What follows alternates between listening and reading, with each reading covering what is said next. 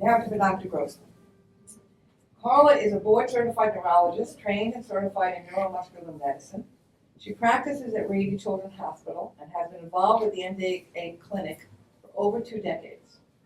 Dr. Grosmann is a Wellstone Fellow in Clinical Research at MD and participated in the FSHD clinical trials.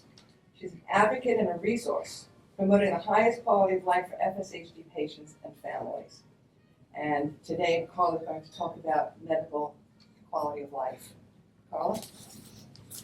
Thank you. Okay, thank you very much, Amy. Thank you for the lovely introduction. So I am a neurologist working at a children's hospital, as well as being an adult neurologist through UCSD. And I was privileged to work with Kathryn Wagner at Kennedy Krieger in 2014-15 as a Wellstone Fellow, and I learned a lot about FSHD and all the clinical trials at that time. But I really want to thank Amy. I reconnected with Amy when I was a fellow working in Baltimore. And you probably know she's a national board member on the FSH Society and an incredible advocate. And just the fact that she brought this group here together, she's really trying to get people to engage and to share ideas just to promote quality of life. And that's actually the topic that she chose for me. I've learned a tremendous amount from Amy. She's taught, as Amy is, as you know, affected with FSHD. She's taught me so much about what it's like for all the daily challenges that she has with mobility, getting around, as well as with pain. And she does it with incredible optimism, as well as vitality and a great sense of humor. So I'm really honored to speak to this group here today. She gave me a topic, quality of life. And quality of life can mean different things to different people. It can mean, are you happy? Are you content? Or is it something that's more visceral as far as quality of vision? What you're seeing, is it beautiful? Does something taste good? Does a cup of coffee smell good to you? What brings you joy? So quality of life is kind of almost a nebulous term. However, a lot of research has been done in quality of life, measuring it and figuring out what's the best way to measure quality of life in disease. So I want to talk about some of the articles that have been written recently about quality of life in muscular dystrophy and specifically in FSHD. I do have a handout that has some of the articles on the back side that I'm going to talk about. But first I'll just briefly give you a background on FSHD and probably some of you could give the lecture. As you know, FSHD is named for the distribution of muscles that are involved with weakness, and that's muscles F of the face, the scapula, and then muscles around the humerus bone. Muscles of the core are also involved, and as well as distal muscles of the legs with ankle weakness and foot drop. It's an inherited condition. It's passed down in an autosomal dominant way, meaning that you only need to get it from one parent. Both parents don't have to have it to pass it down to their offspring. If you do have FSHD, you have a 50-50 chance of passing it on to your offspring. As far as the genetics, we've really come a long way. There are 2 types of FSHD that have been defined genetically. FSHD1 is about 95% of most patients with FSHD due to a mutation on chromosome 4, and FSHD2, which is probably just about 5% of patients, is due to a mutation on a different chromosome, on chromosome 18. However, both conditions, FSHD1 and FSHD2, have the same clinical phenotype, and they are due to the same result, and that is due to expression of a toxic factor called DUX4, and that's what we believe is causative in this condition. So just a little bit more about the genetics. In the early 90s, the gene for FSHD1 was discovered on chromosome 4. And I'll try to make it simple. There's a region on this chromosome called the D4Z4 region, and it has repeating sequences of DNA, and within this D4Z4 array, which is of a certain length, there is something called methylation. There are methyl groups attached to this D4Z4 region. In addition, within this region, there is a DUX4 gene. In a normal length D4Z4 array, the DUX4 is silent, doesn't do anything, is repressed. However, if the D4Z4 region is shortened or contracted, then the DUX4 is actually turned on and expressed and becomes toxic. And it's also due because when the D4Z4 is contracted, the methylation is lost and it becomes hypomethylated. So hopefully that makes a little sense. Now, in FSHD2, it's a different gene. The D4Z4 region is of a normal length. However, this gene called the SMCHD1 is also involved in methylation. And when there's a mutation of that gene, methylation is decreased. So again, hypomethylation and DUX4 is expressed. So it's the same end result. This DUX4 is expressed and it causes a toxic effect and is responsible for the pathology in what we believe is FSHD. So getting on to quality of life. A lot of different definitions, a lot of organizations and research bureaus have studied it. The WHO, not the band, but the World Health Organization has defined quality of life, and it's actually on the back side of your handout. It's a long definition, and I'll read it to you. Quality of life is defined as an individual's perception of their position in life in the context of the culture and value systems in which they live in relation to their goals, expectations, standards, and concerns. It is a broad-ranging concept affected in a very complex way by the person's physical health, psychological state, personal beliefs, social relationships, and their relationship to salient features of their environment. So that was a mouthful, but in essence, they're really talking about three main domains, and that is the physical aspect, the psychological aspect, and the social aspect. They all influence quality of life.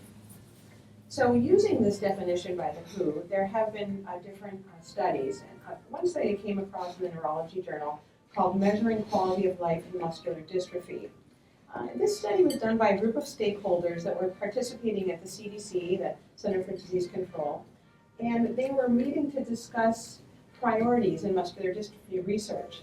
And they felt that existing models for quality of life did not adequately capture the emotional effects of the disease, the personal sense of meaningfulness, participation in society, and access to care. So not just the physical, but a lot more psychological and social. So what they did was a literature review of all the articles of muscular dystrophy and quality of life. And they also got input from patients, from patient advocacy groups, and had them rank different factors by importance in regard to those three domains. They also looked at the individual as well as the family and the community, and looked at factors of gender, education, employment, access to health insurance, their personality, the status of whether or not they had a caregiver or not, what their beliefs, what their cultural backgrounds were. And then as far as the community level, what was their geographic location? Were they really rural? Did they have access to care? And what were their resources and support? And what they found in this literature review is that there were about 21 articles having to do with quality of life. 15 had quality of life scales. 9 were adult, 6 were pediatric. But they thought there were a lot of gaps that existed in these scales. So they wanted to expand this model so that the physical would include mobility, pain, fatigue, sleep, sexual function, and personal care. The psychological would include mood, anxiety, and expand to include feelings about control and uncertainty about the future. The social would also include what their impact was on their caregivers, connections with employers, with their family, with their community, along with their expectations. So they really wanted to change the model to make sure that the emotional, social, and psychological was broadened. So what about quality of life in FSHD? Have any studies been done? Well, there was actually a wonderful study with preliminary results reported at the MDA scientific meeting last March. And I actually have a copy of the poster on the flip side. This was a study done by Acceleron, one of the companies doing clinical trials in FSH, along with some physicians and a member from the FSH Society, our June Nishita. And the reason that they did this study, the motivation was that there's very, very limited amount of data on patient-reported impact of weakness on their functional activities. So the goal of doing this survey was to better understand the incidence and impact of weakness and clinical manifestations of FSHD on patients' lives. So they developed a survey, and they got input from clinical experts as well as from patient focus groups. And a survey was sent to the FSH Society database. 2,000 surveys were sent out, maybe some of you got one, and 440 were completed. And this is in 2016-17. And of those completed, 388 were patient responses. And what they learned about the patient characteristics was that it was about 50-50 for male-female. The median age of symptom onset was about 22 years of old, 22 years of age. So that's symptom onset. However, the age of diagnosis was about 33 years. So that's quite a delay between symptom onset and diagnosis, about 11 years. They also found that of this group, about 75% were genetically confirmed, although half of them didn't know if they had FSHD 1 or 2. The most common areas of reported weakness, and of no surprise, the most were in the scapula, about 91%, abdominal, about 80%, and then biceps, that's the muscle that brings your arm up like this. And then ankle weakness with foot drop was about 70%.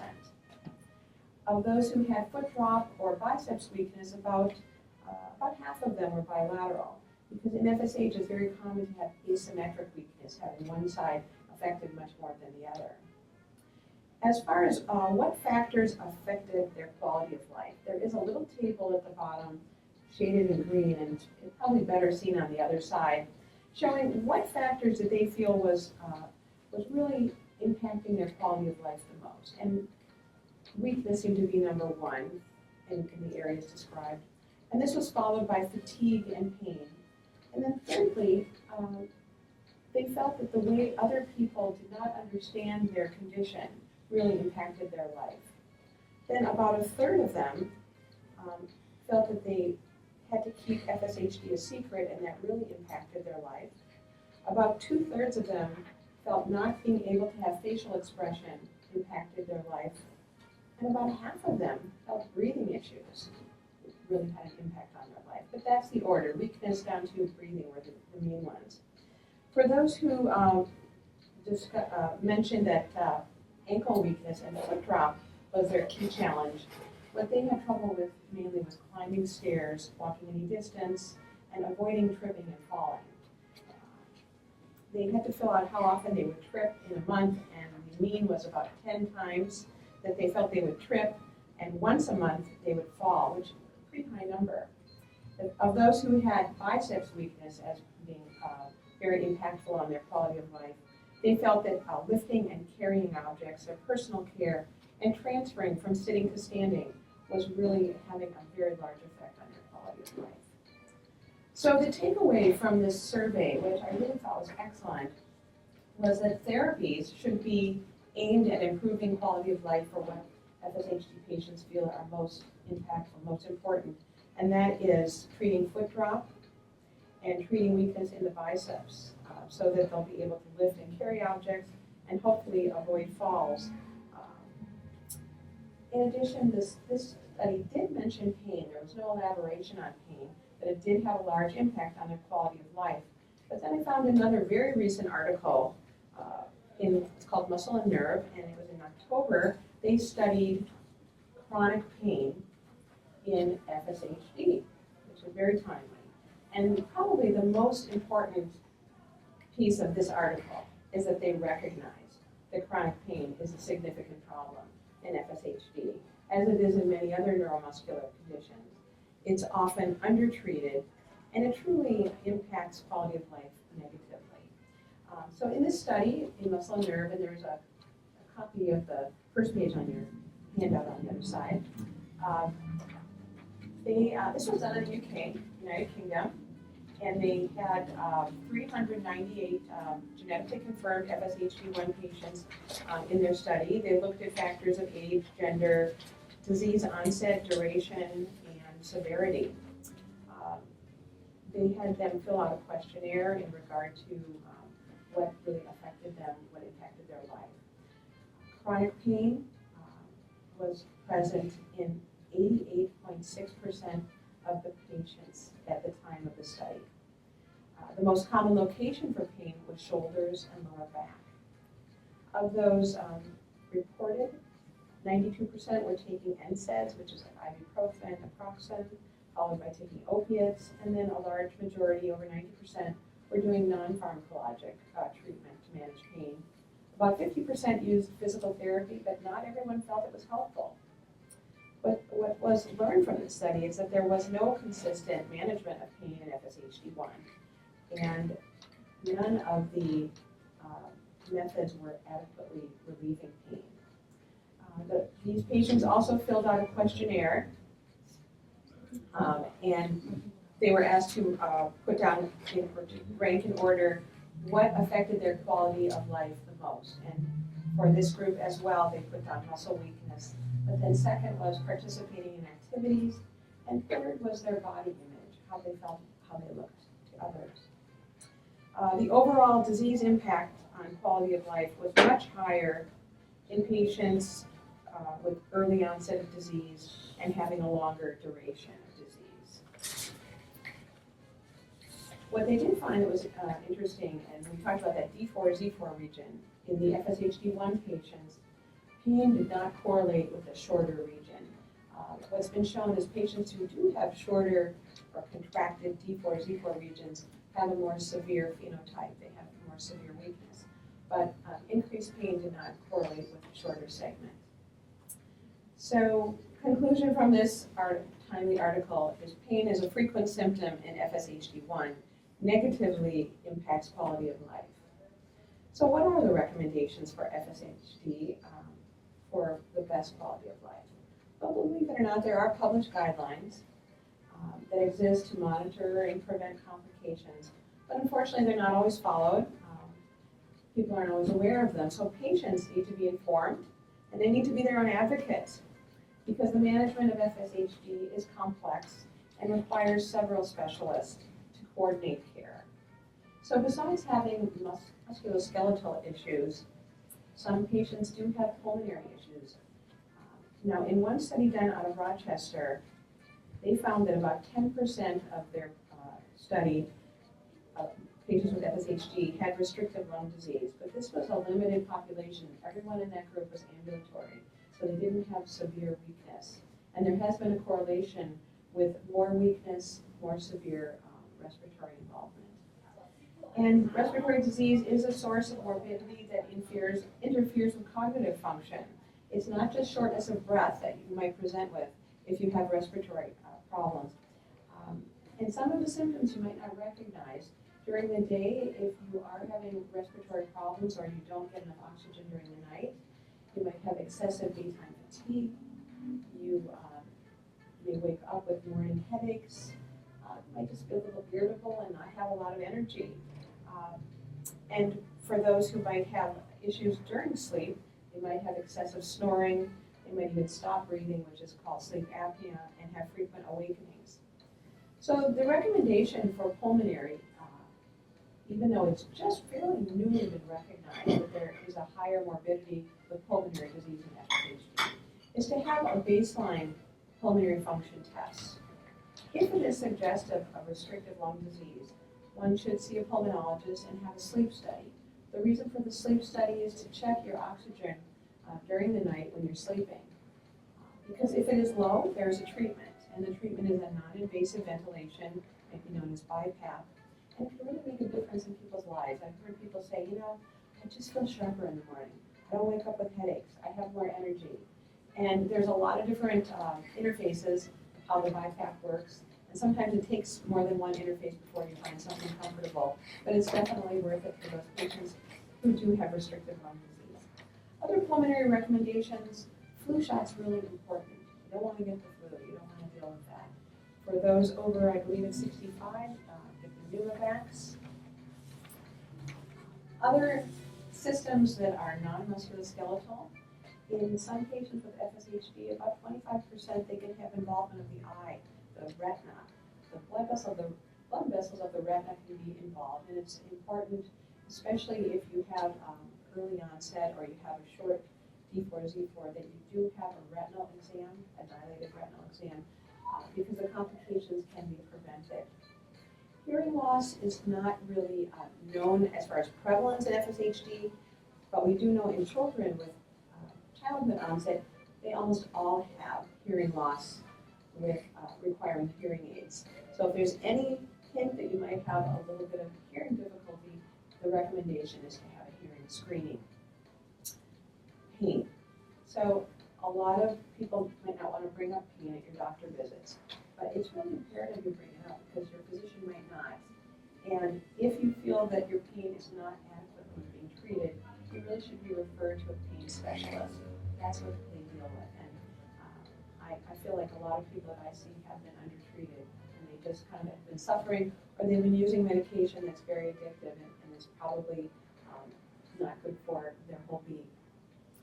As far as exercise recommendations, exercise is safe and beneficial. However, it should be tailored to minimize any falls and injury. What I believe in is use it or lose it. As we get older, if we don't use our muscles, we lose muscle mass. So what would be best is to make an appointment with a physical therapist to establish a safe exercise regimen that you can do either with them or at home, because you really don't want to fall. What happens if you fall? Well, you might develop a fracture.